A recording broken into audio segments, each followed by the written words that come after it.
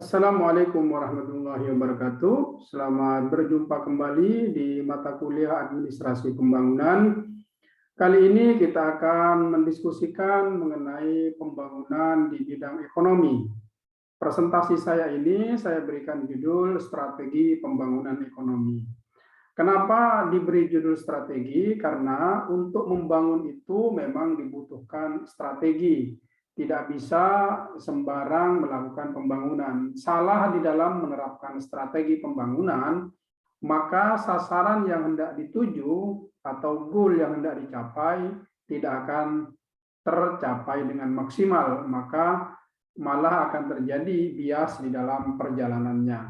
Karena itu kita perlu menyelaraskan, menyesuaikan strategi yang akan dilakukan di dalam membangun bidang ekonomi atau sektor ekonomi dengan tujuan dan sasaran yang hendak dicapai. Nah, saudara-saudara, sebelum kita mendiskusikan bagaimana strategi pembangunan di bidang ekonomi, kita akan melihat dulu posisi negara-negara berkembang yang sedang berada dalam proses membangun. Indonesia adalah salah satu negara yang termasuk di dalam negara berkembang atau juga kata lainnya disebut sebagai negara underdevelopment countries atau disebut juga dengan negara the poor countries atau third countries. Itu adalah sebutan-sebutan yang sesungguhnya memiliki banyak kesamaan dan kemiripan. Saudara-saudara, nah beberapa kriteria atau karakteristik atau posisi negara berkembang itu bisa dilihat pada hal-hal sebagaimana yang ada di slide yang saya tampilkan. Pertama adalah pendapatan per kapita rendah. Warga negara atau penduduk yang berada di negara-negara berkembang itu pendapatan per kapitanya rata-rata rendah, jauh di bawah pendapatan per kapita negara-negara maju atau yang disebut dengan negara sejahtera atau welfare state.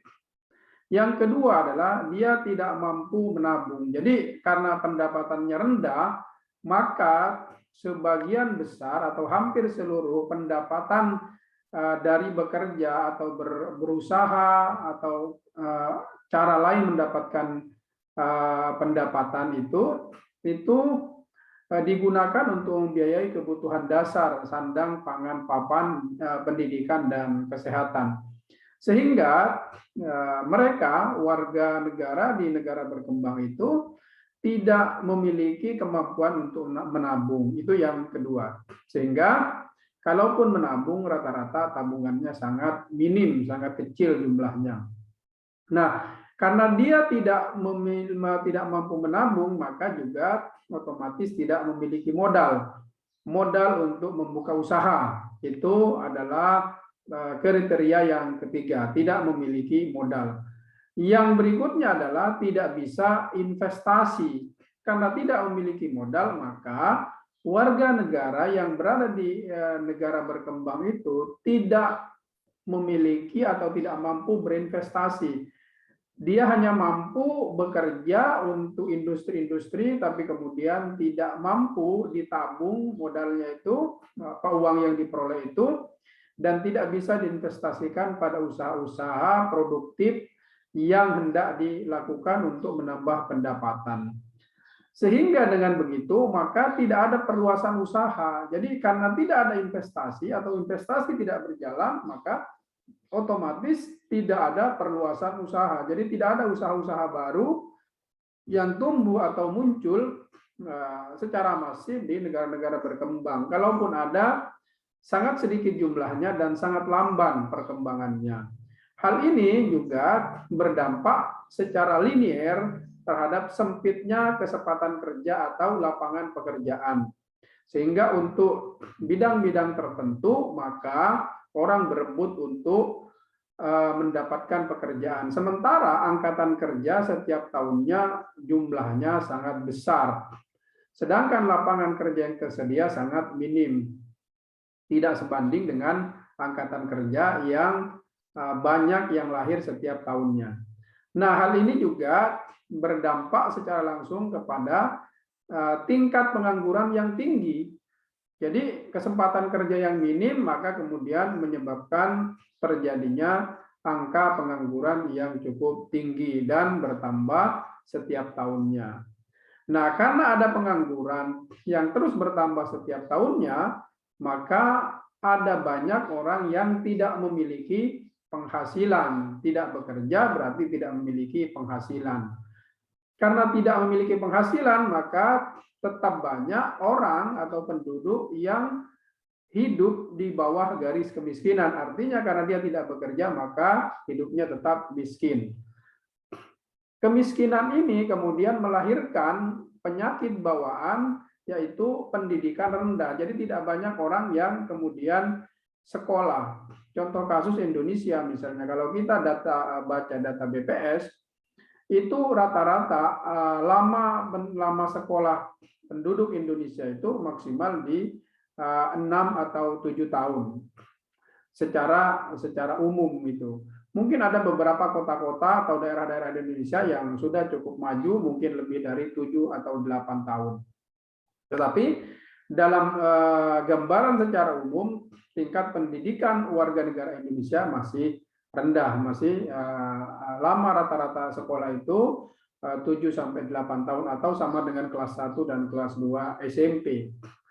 Bahkan kalau di Madura itu tidak lulus SD, hanya 6 tahun masa sekolahnya gitu rata-rata. Dan itu tentu saja pendidikan yang rendah itu juga berdampak kepada minimnya sumber daya manusia. Jadi karena tidak memiliki pendidikan yang memadai, maka sumber daya manusianya juga rendah.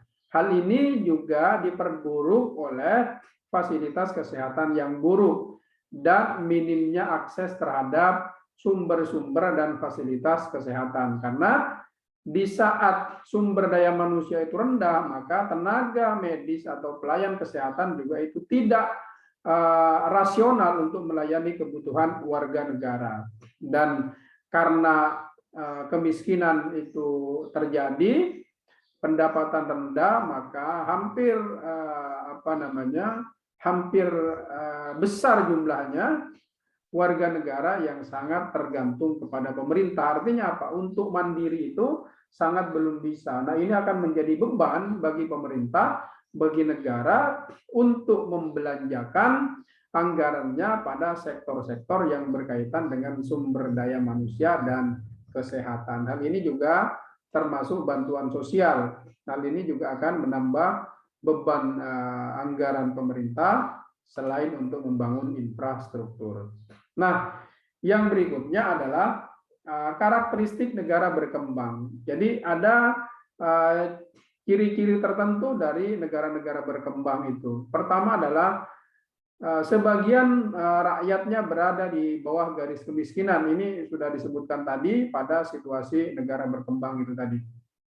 Hampir sama karena minimnya sumber daya manusia, maka dan pendapatan yang rendah, maka mereka berada di bawah garis kemiskinan. Nah, ada situasi yang berkebalikan dengan hal tersebut.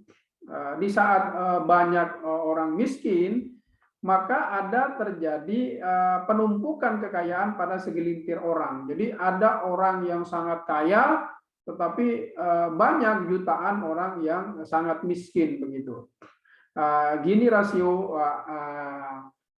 antara orang kaya dan orang miskin di negara berkembang itu sangat lebar. Jadi jurang atau gap kesejahteraan itu sangat tinggi sekali. Ada terjadi kesenjangan terhadap pemilikan harta kekayaan maupun sumber daya yang bisa diakses oleh orang miskin, sementara orang kaya dengan begitu mudah mendapatkan akses. Misalnya ada orang kaya yang memiliki puluhan ribu hektar tanah untuk digunakan sebagai lapangan golf misalnya, yang hanya segelintir orang menikmati olahraga seperti itu, sementara ada sebagian juga orang yang susah untuk mendapatkan tempat tinggal sehingga kemudian menempati rumah di pinggir kali atau di pinggir rel kereta api atau di lahan milik orang lain dan seterusnya.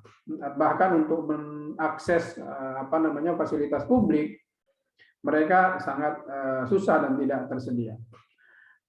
produk domestik yang rendah. Jadi produksi dalam negeri itu rendah bagi negara berkembang. Negara itu lebih mengandalkan impor daripada memproduksi kebutuhan dalam negerinya. Dan ini semakin mendesak produksi dalam negeri. Semakin banyak impor, maka semakin rendah pula produk domestik di satu negara yang berkembang. Tingkat pendidikan belum memadai, sehingga ini juga yang menjadi satu persoalan penting bagi negara berkembang. Tingkat rata-rata pendidikannya adalah di bawah 9 tahun, dan ini cukup sulit untuk bisa menjadi negara maju ketika tingkat pendidikan sebagian besar warga negaranya masih sangat rendah. Nah, yang berikutnya adalah pertanian. Sistem pertanian itu bersifat tradisional, masih menggunakan misalnya alat-alat tradisional, belum modern, sehingga dia tidak banyak menghasilkan komoditas pertanian. Kalau dia tidak bisa maksimal atau banyak menghasilkan komoditas pertanian, maka juga hasil panennya menjadi rendah secara ekonomi. Karena rendah secara ekonomi, bisa jadi itu juga tidak terlalu besar keuntungan yang diperoleh pada para petani, sehingga juga tidak mempercepat peningkatan pertumbuhan ekonomi keluarga petani. Perikanan juga dan peternakan hanya cukup untuk konsumsi, tidak digunakan misalnya untuk produksi secara massal dan bahkan kemudian misalnya sampai kemudian diekspor, dan itu akan memperbanyak pemasukan devisa bagi negara. Dan kondisi lainnya adalah ekspor bahan-bahan mentah. Jadi negara berkembang itu lebih mudah mengekspor kekayaan alamnya dalam bentuk mentah ke negara lain. Hal ini juga tentu saja akan membuat pendapatan atau sektor real dari negara itu menjadi sangat rendah, karena tidak ada kegiatan produksi di situ, tidak ada pabrikisasi atau industrialisasi yang menyerap lapangan pekerjaan yang membuat orang banyak bekerja, tetapi diekspor dalam bentuk mentah, kemudian di negara tujuan itu bahan itu kemudian diolah dan seterusnya. Nilai ekonomi bahan mentah juga sangat rendah dibanding dengan bahan yang sudah jadi.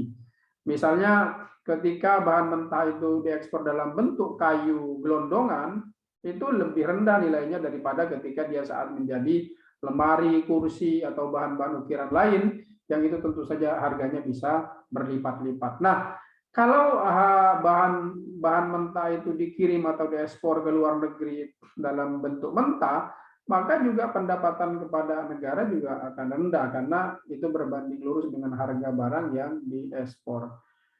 Begitu pula pada bagian ke-8, infrastruktur tidak memadai. Jadi banyak infrastruktur pendidikan, infrastruktur kesehatan, infrastruktur pertanian, infrastruktur di sektor-sektor yang lain juga sangat tidak memadai, sehingga tidak maksimal dalam menggerakkan roda perekonomian, meningkatkan misalnya fasilitas pendidikan, dan memaksimalisasi pelayanan kesehatan, karena infrastrukturnya memang tidak memadai. Ada banyak yang tidak tersedia, dan bahkan banyak terjadi bolong-bolong dari infrastruktur yang ada.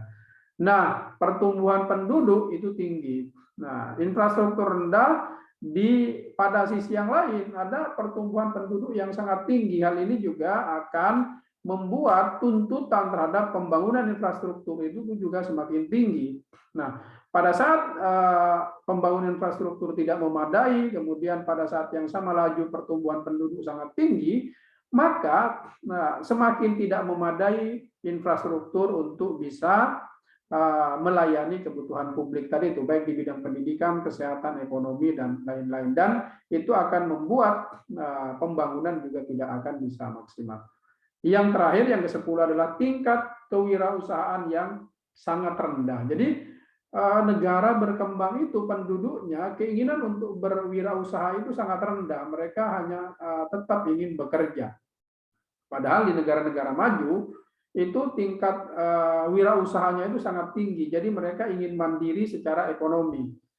Jadi uang mereka lah yang bekerja untuk mereka, tidak manusia bekerja untuk mendapatkan uang. Tapi di negara-negara maju, di negara-negara yang sudah sejahtera itu tingkat kewirausahaannya itu tinggi, sehingga dari usaha yang jalan itu bisa memberi pemasukan bagi orang yang memiliki uang dan modal, kemudian uang itulah yang berputar untuk bisa digunakan oleh pemilik modal untuk menikmati aktivitas kehidupan dan hari-harinya.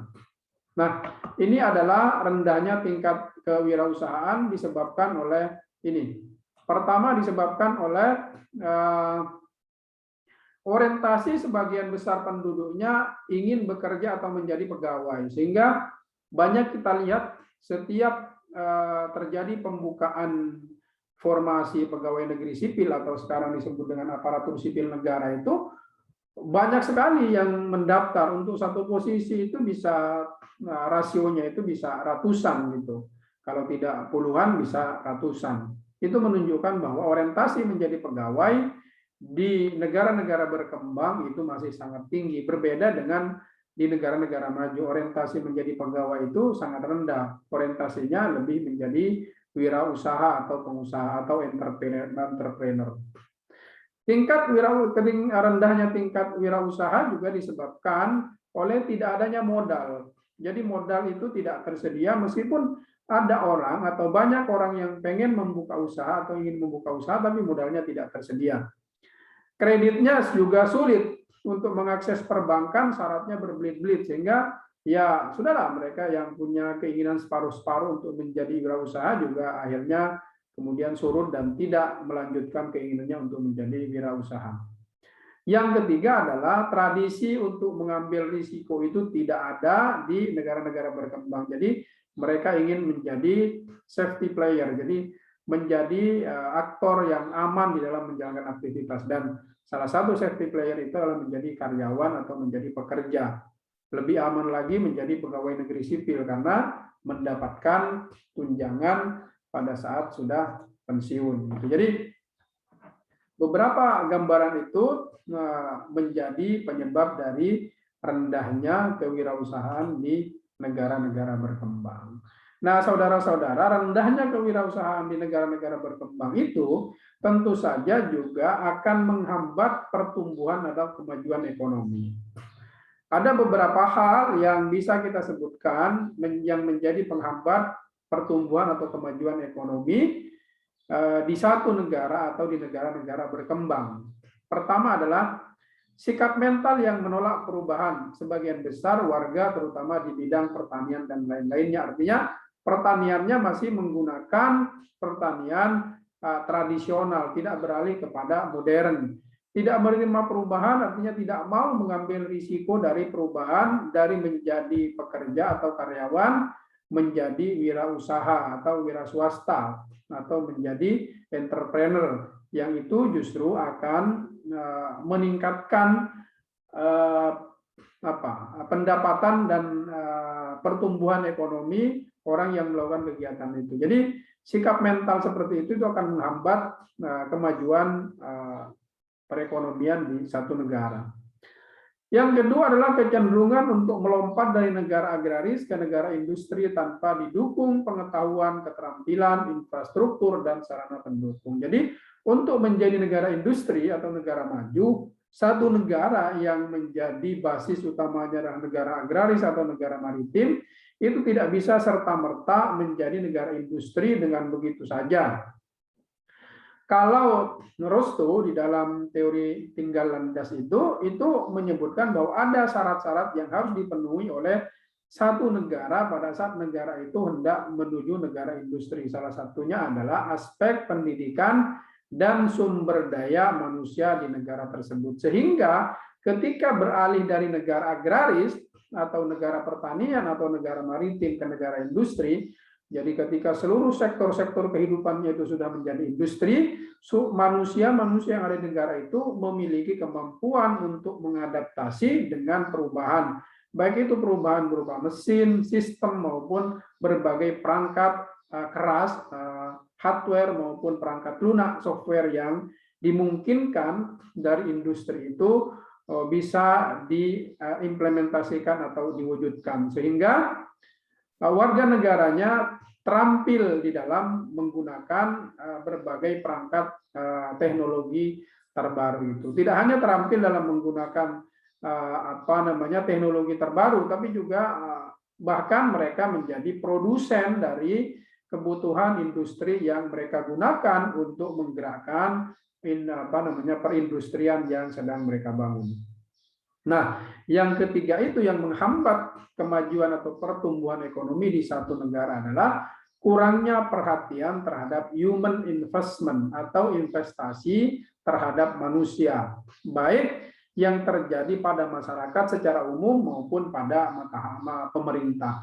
Pemerintah misalnya lebih mengutamakan investasi pada infrastruktur, karena memang dalam jangka pendek infrastruktur itu akan terlihat dampak ekonominya. Tapi dalam jangka panjang dia akan bermasalah, karena ketika target dan capaian terhadap pertumbuhan dan pemasukan dari pembangunan atau investasi infrastruktur itu tidak tercapai, maka itu akan menyebabkan pelambatan ekonomi, dan itu tentu saja akan menjadi persoalan tersendiri bagi negara yang orientasi investasinya adalah pada infrastruktur.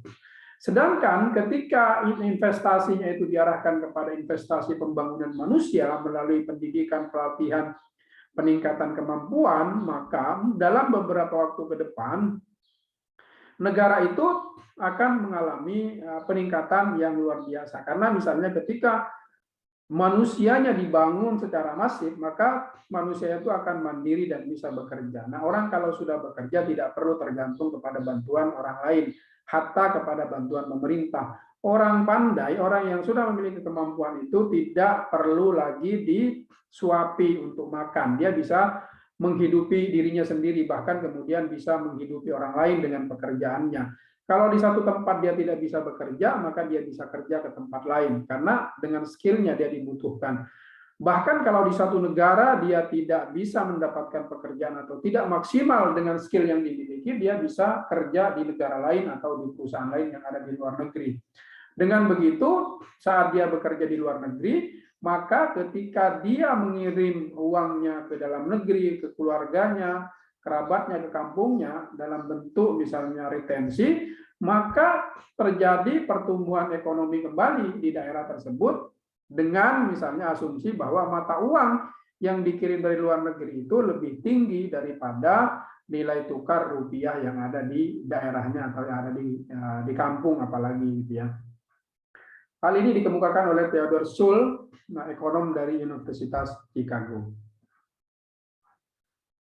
Kita lanjutkan, bagaimana langkah-langkah pembangunan di bidang ekonomi. Ada beberapa langkah yang perlu diperhatikan di dalam pembangunan bidang ekonomi supaya pembangunan itu lebih terarah dan bisa mencapai sasaran yang diinginkan. Pertama adalah bahwa pemerintah itu jangan menjadi pemain tunggal. Jangan perannya terlalu dominan. Pemerintah mengambil posisi pada fasilitator, jadi memfasilitasi para pihak yang berusaha untuk menjalankan atau membangun sektor perekonomian gitu. Selain menjadi fasilitator, pemerintah memang harus berada pada posisi regulator yang membuat kebijakan-kebijakan, aturan-aturan yang itu memungkinkan terjadinya keadilan di dalam pembangunan ekonomi. Tidak ada pihak yang saling menzalimi, tidak ada kanibalisasi di dalam pembangunan ekonomi, yang besar memakan yang lemah, yang besar menggilas yang lemah. Sebaliknya, yang kecil juga memusuhi yang besar. Tidak, tetapi ada proses sinergi, kerjasama, saling tumbuh dan saling besar. Itulah yang kemudian perlu difasilitasi oleh pemerintah dan regulasinya dibuat sehingga bisa seiring sejalan, kemudian berkolaborasi antara yang kecil dengan yang kecil, dengan kecil dengan yang besar dengan yang besar. Dalam konteks ini maka memang pihak swasta itulah yang memiliki peluang dan kesempatan untuk menjalankan roda perekonomian di suatu negara. Karena uang pemerintah itu memang juga tidak terlalu besar untuk menjalankan perekonomian. Karena dia sebagian besar anggarannya habis digunakan untuk belanja rutin dan membiayai gaji dan honor para pejabat negara maupun aparatus birokrasi. Jadi gambaran besarnya memang di dalam pembangunan ekonomi itu perlu dibuka kesempatan seluas-luasnya terhadap partisipasi publik. Semakin besar partisipasi publik di dalam pembangunan ekonomi, maka semakin besar pula kesempatan negara untuk membangun bagi rakyatnya. Kalau kita perhatikan postur APBN seperti misalnya Indonesia, sebagian besar pemasukan negara itu berasal dari pajak. Nah, pajak itu sebagian besar dibayarkan oleh pihak swasta, baik dalam bentuk perusahaan maupun dalam bentuk perorangan. Dan semakin besar pajak yang disetor, maka semakin besar pula peluang bagi pemerintah untuk membangun fasilitas yang itu diberikan kepada rakyat. Nah, pembangunan ekonomi juga harus dapat menggerakkan investasi di dalam maupun di luar negeri. Jadi pembangunan ekonomi seperti yang saya sebutkan itu tidak bisa bergantung kepada APBN semata-mata, tetapi harus juga mendorong secara cepat begitu adanya investasi, baik investasi dalam negeri, orang-orang yang punya uang di dalam negeri itu menginvestasikan uangnya pada berbagai kegiatan-kegiatan usaha, sektor real dan seterusnya, sehingga dia kemudian bisa melahirkan yang namanya trickle down effect dalam ekonomi. Jadi semakin cepat tetesan dan rembesan manfaat ekonomi yang diperoleh oleh orang yang bekerja akibat investasi yang ada. Nah, investasi itu tentu saja tidak hanya cukup investasi di dalam negeri, juga butuh investasi luar negeri, karena investasi luar negeri itu biasanya jumlahnya juga cukup besar. Mereka memiliki kepentingan untuk berusaha di satu negara, karena itu perlu dibuka kesempatan investasi luar negeri supaya juga ada kompetisi di antara pelaku-pelaku usaha antara dalam negeri maupun luar negeri. Tidak ada monopoli yang terjadi pada kegiatan-kegiatan investasi di dalam negeri. Meskipun perlu juga pemerintah melakukan proteksi terhadap berbagai sektor yang itu cukup sensitif bagi kemandirian dalam negeri, misalnya sektor pangan. Kemudian bidang-bidang lain yang itu menjadi monopoli kepentingan negara sehingga tidak dikuasai oleh asing.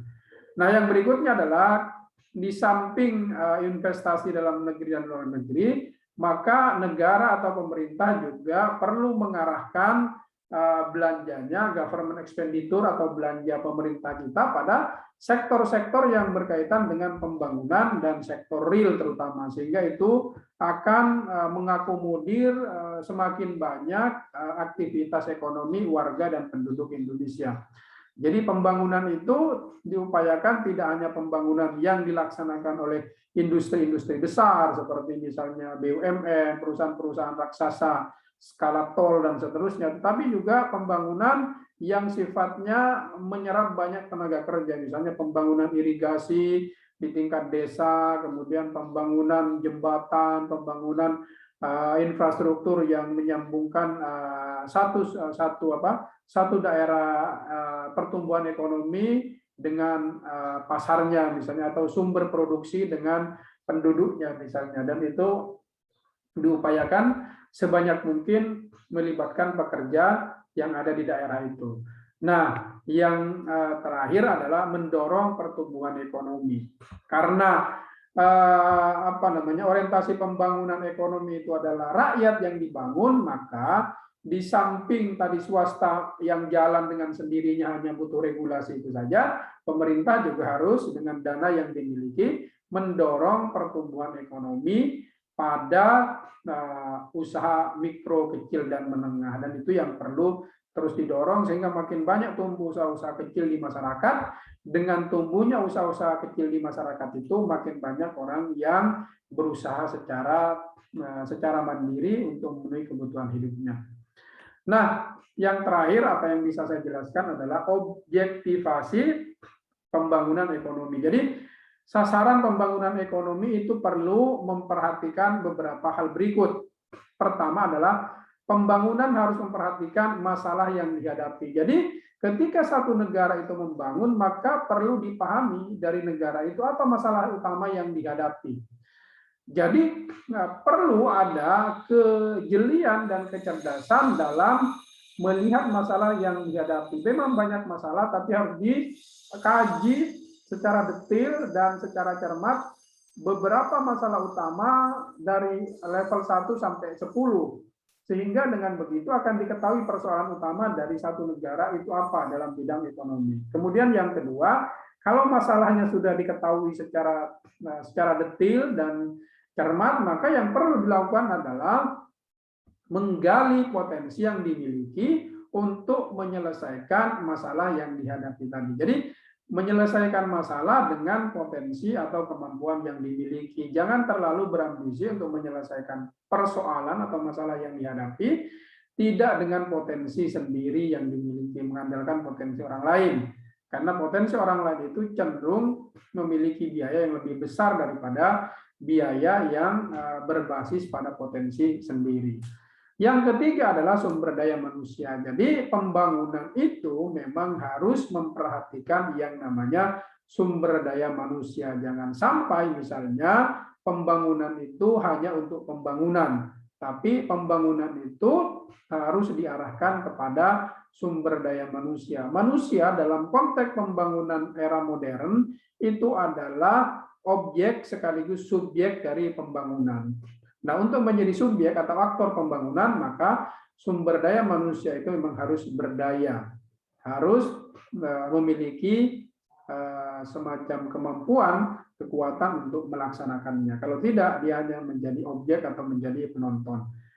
Yang keempat, tentu saja yang dibutuhkan adalah ketersediaan anggaran. Jadi dalam melaksanakan pembangunan ekonomi itu dibutuhkan yang namanya anggaran, ada dana, ada modal. Kalau tidak ada modal, pasti pembangunan itu tidak akan berjalan cepat dan akan menghadapi persoalan di dalam perjalanannya, bahkan kemudian terkesan tambal sulam.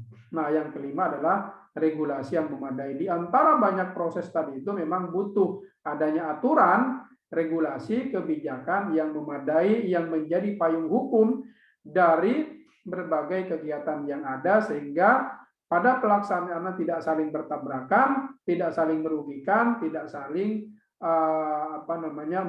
mengkanibalisasi, begitu ya, tidak saling menzalimi, sehingga ada regulasi yang menjadi dasar bagi pelaksanaan kegiatan-kegiatan tersebut. Dan yang terakhir adalah perlu adanya kolaborasi atau kerjasama pada level internasional, karena